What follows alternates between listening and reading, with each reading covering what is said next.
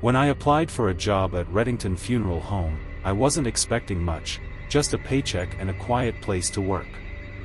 The idea of dealing with the dead didn't bother me. In fact, I thought it might be kind of peaceful.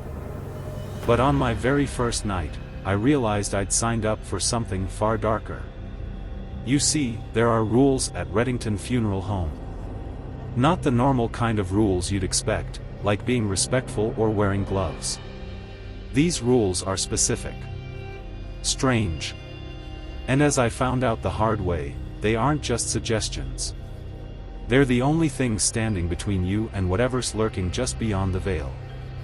It started like any other job interview. The funeral home was quiet, almost unnervingly so. The air inside smelled faintly of lavender and something metallic I couldn't place. The manager, Mr. Carver, was an older man with deep-set eyes and a voice that carried the weight of too many secrets. He asked me the usual questions: have you worked in this field before? Can you handle late hours? But he seemed more interested in my demeanor than my answers. After a brief pause, he slid a piece of paper across the desk. "This is the employee manual," he said. "Read it carefully. Especially the section on rules. If you can follow those, the job is yours." The manual was thin, just a few pages stapled together. Most of it was routine. But when I got to the section labeled Rules for the Night Shift, I felt a shiver run down my spine. Rule 1, if the phone rings after midnight, do not answer it. Rule 2, never leave the front desk unattended between 2 o'clock and 2:15 a.m. Rule 3, if you hear knocking from inside the mortuary, do not open the door.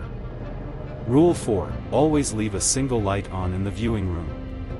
Rule 5, should you see a woman in black near the entrance, do not look directly at her. I glanced up at Mr. Carver, expecting him to laugh or tell me it was some kind of initiation prank. But his expression was dead serious. "These rules aren't just for you," he said, his voice dropping to a whisper. "They're for everyone's safety. Understand?" I nodded, even though I didn't understand. Not yet. My first shift started at 8 p.m. The funeral home was eerily silent, the kind of quiet that presses against your ears. I tried to focus on my tasks, polishing caskets, organizing paperwork, but I couldn't shake the feeling that I was being watched. At 11:57 p.m., the phone rang. I froze, remembering the first rule. My hand hovered over the receiver, but I didn't pick it up.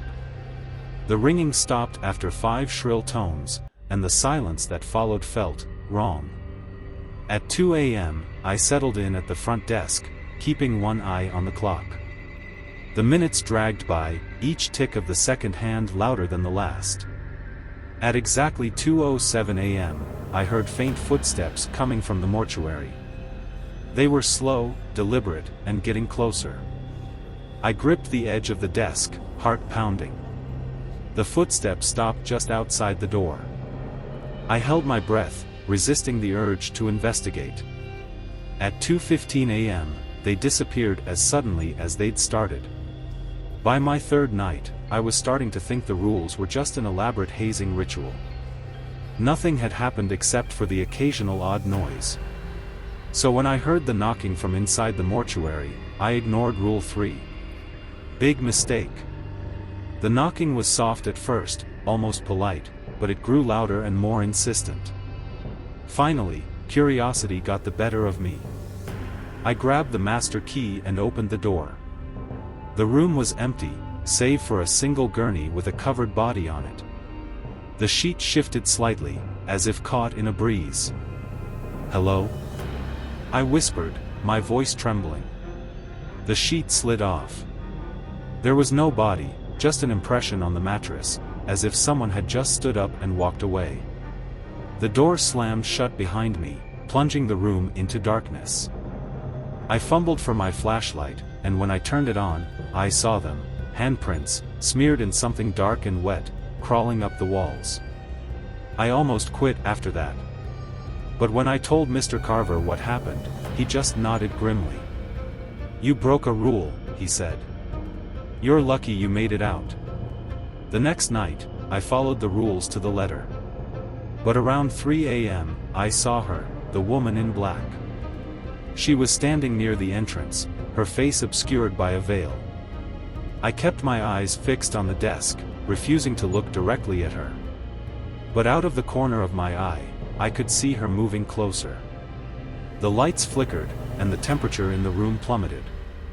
She was only a few feet away now, her figure barely more than a shadow. "Please," she whispered, her voice like dry leaves. "Just look at me." I clenched my fists, forcing myself to stay still. After what felt like an eternity, the light stabilized, and she was gone. By my second week, I was running on fumes. The rules were becoming harder to follow, the strange occurrences more frequent.